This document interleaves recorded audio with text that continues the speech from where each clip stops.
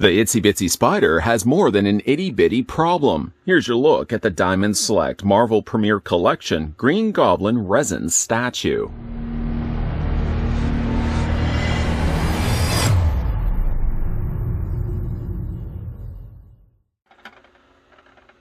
Brilliant, but immensely unstable, industrialist Norman Osborn's already tenuous grip on sanity was pushed over to the brink when he tested a strength-enhancing isotope on himself.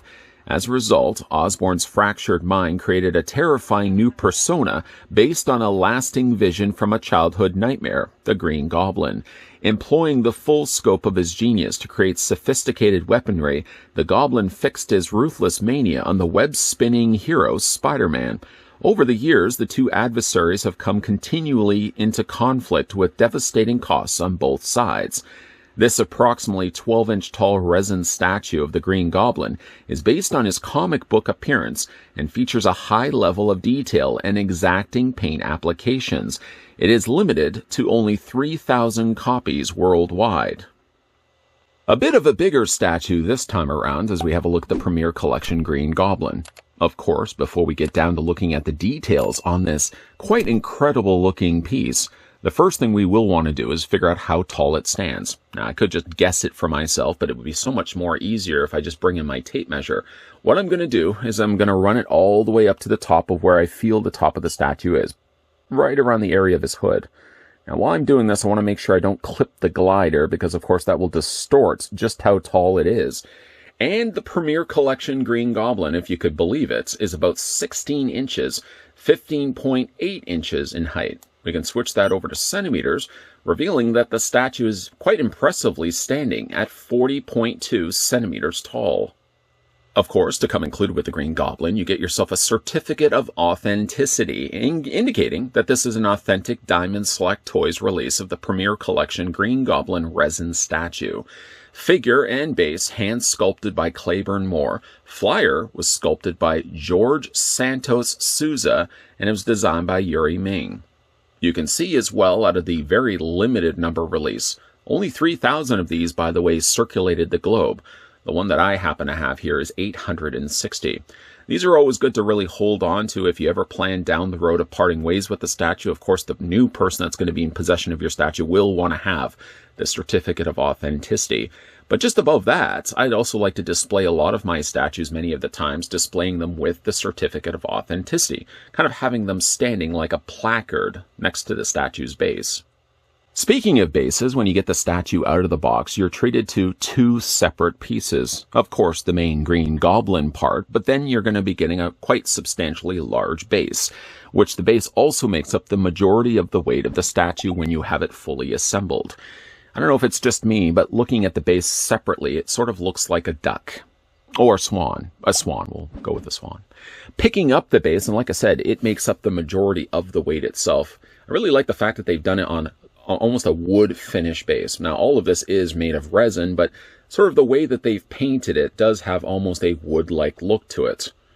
If you flip the base up very carefully, you can see as well, matching the numbers on the certificate we looked earlier at. This is 860 out of 300.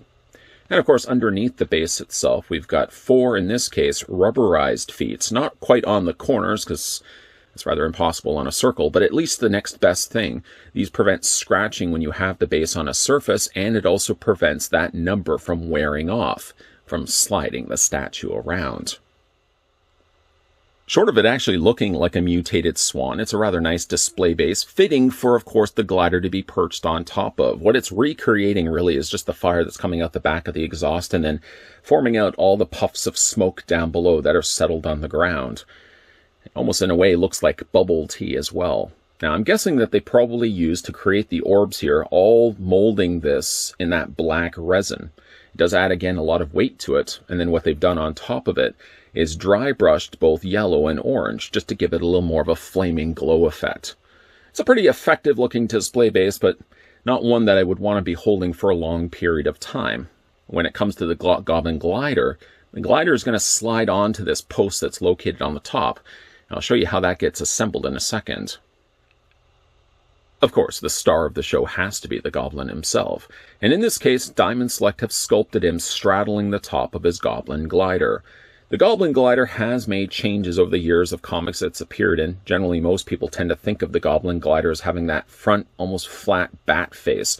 Instead, they decided to sculpt it more closer to being like a bird beak. It does have a nice sharp point to the front of it. Not really a sharp point. You're not going to hurt yourself if you put your finger against it. But it has been molded, I'm guessing, in the same black resin as the rest of the display base. As you can see, there's some of the black showing through. By painting the silver over top of it, it effectively means they don't have to paint it with two different paints. They're basically just painting over the darker surface of the resin. Some nice, really, details, though, on the Goblin Glider. The smallest detail I certainly want to point out to you is the fact that they even considered putting in the welding marks. The places, of course, where you would have welded the wings onto the front, the main section of the glider, you can actually see there's some welded marks in there. I think that's a really nice touch on their part. Of course, he's got the fans on the top, and if you flip it upside down, I'm going to hold the Goblin just in case for this. You can see there's a couple of fans on the bottom there as well, and a couple of turbine fans on either side of the wings. Really, really like the way that the Goblin Glider turned out here. Where it attaches, though, and this is why it's so finished on the bottom here, you can even see a couple of hinges there where the wings would be able to move. But on the back, right here, is where the back of the display base is going to connect into this. And of course, it does make sense if that's going to be the fiery exhaust of the Goblin Glider. This would be the place where the display base will want to attach to. Such a classic looking Goblin, both in the way it's sculpted and certainly the way it's painted as well. If I could offer up any little bit of criticism, it would be the fact that I feel like the face is just a little on the squish side. Like they took all his features and sort of compacted them together. The eyes and the nose are in a good place. I maybe would have increased the length of this part of his jaw just to make his face not look so squished. I'm very happy with how the details come across here on the Goblin's face. It certainly works to his credit that he's got light and dark green to accent the details on his face, and some additional black panel lining go the extra mile of really showcasing those wrinkles and the details around his eyes. It also helps, too, by using the darker green, that then those two-tone effect eyeballs, both in the lighter and the darker yellow, seem to stand out a lot more. Really, really happy with this, how this turned out. Again, the only thing I probably could say is like the face does seem a little on the squish side. Of course, when we look at the full scope of the Goblin, he's wearing his classic colors of both the green and the purple. We'll get some closer details of that in a second. You can see in his hands, though, he's got a couple of pumpkin bombs. This one here first that we'll look at. There's some emitting a little bit of purple that's found its way onto the pumpkin bomb itself, but overall, very, very nice looking pumpkin. You can see it's spinning this around. There is, of course, then the illuminated eyes and mouth, only really painted to be illuminating. Even to the fact that they've even sculpted this stem sticking out in between the fingers is a nice touch. Now, of course, when we go to the other side of the Goblin's reach, you can see that this pumpkin bomb he has thrown. It still has the illumination painted in there with a two-tone yellow and outlined in orange. But then they've also sculpted what I'm guessing to be kind of like a thrown effect. Because, of course, they wouldn't be able just to have the pumpkin bomb floating on its own. It would have to be attached to something. So it kind of gives it that look of energy, like he's thrown the pumpkin bomb. I think it's generally quite successful. It's kind of going more of a darker blue with some additional dry brushing of gray in there as well. And it looks like they've also wanted to add a little bit of the extension of the pumpkin. So it kind of looks like it's part of the continuation here. I'm not really sure how else they could have done this, making use of the material of resin. Making this clear would have been a more difficult thing to do, and I don't mind the fact that they decided to color that.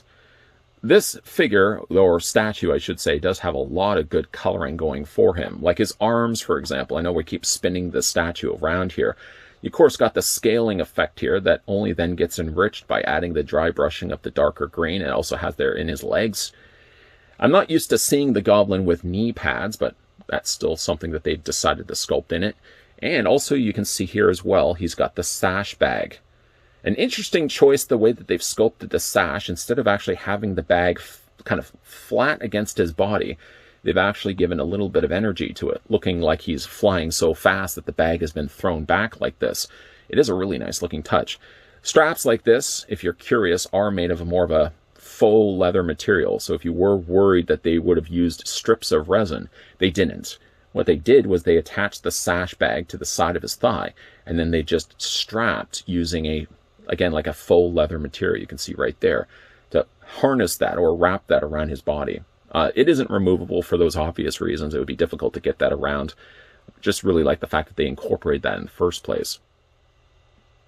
Before we go ahead and attach the Green Goblin, one last quick spin around so you guys can see it from the back. I'm making sure I'm kind of holding it from all sides so nothing is sort of having to rest and hold its own weight. Some nice sculpting though certainly on his back, where you can see the stretched fabric costume going across the back of his torso. Again, it has some natural kind of settled wrinkles where it'd be stretched against his body. I don't know why I'm drawing your attention to here. I really like the pose that they've got it. Not that you'd be looking at it necessarily from the back like this, but the idea that they went with the straight leg on the one side and then the bent leg on the other really gives it not a symmetrical look. Again, I keep pointing at Goblin's derriere here, but not a symmetrical look, but at least in the sense that it gives him some real energy and some real flow to him. Now then, when the time comes to attach the glider, what we're going to do is, of course, take the hole that's located on the back of the glider that I'm tapping at right now, and you're going to want to basically navigate the post that's on the base into this. The first time that you're doing this, you may have a tough time trying to gauge whereabouts the glider is going to sit, because it seems like it's going to want to wiggle back and forth. The key I found is actually getting it onto the base and then just sort of twisting it. Now, granted, it's going to cause a little bit of chipping of the paint on the inside of the base, but you're really not going to see it anyways. But I find twisting it sort of eventually lodges it in place where it catches onto the inside of the glider. And then as you can see, the glider is very securely in place. Just like that. It is definitely a nice looking showpiece, though it's a little harder to see, of course, when you've got the camera tilted down like this. It is a really nice looking Goblin. There really isn't anything I would have changed necessarily to the statue. Possibly even just the face. The face is about the only thing I would say seems a little on the squished side, but I love the energy that this one conveys. If you're really going to be getting yourself a Goblin, especially on his glider, you're going to want to have him in air. And I have yet to really find a better looking Goblin, at least flying on his glider, than the one we got here from Diamond Select Toys. The Premier Collection Green Goblin resin statue is a pretty big piece to be putting on display. So much so, you may have noticed even at the beginning of this review that I omitted having the box spinning, like I normally do. I just didn't have the space to accommodate the box that size, so I had to leave it out at the beginning of this review. I did say that this Green Goblin, they'd be hard-pressed to find a better example of a Goblin flying around on his Goblin glider, and I'm sure there will be examples that people will find. But the one thing I always go back to when it comes to Diamond Select releases is the price point that they put these pieces at. That's a lot of P's. Even just the gallery statues alone. If you're looking to get into the market of collecting and displaying statues, Diamond Select is really one of the better statue companies to go with. You can start quite small and inexpensive with their gallery statue releases, which would be on average, of course, depending on the size, $30 to about $80 to $100. And then when you get to these Premier collections, they're usually more into the couple of hundred, but they're not going to be in the 1,000 or 1,000 plus as some of the larger statues may end up getting. As I really have always said, if you guys are looking to get into statue collecting, really look first at the stuff that Diamond Select are putting out. You'd be surprised, first of all, the kind of detail that you're getting with these pieces, and second of all, you'd be rather surprised the price point that the company sells these statues for.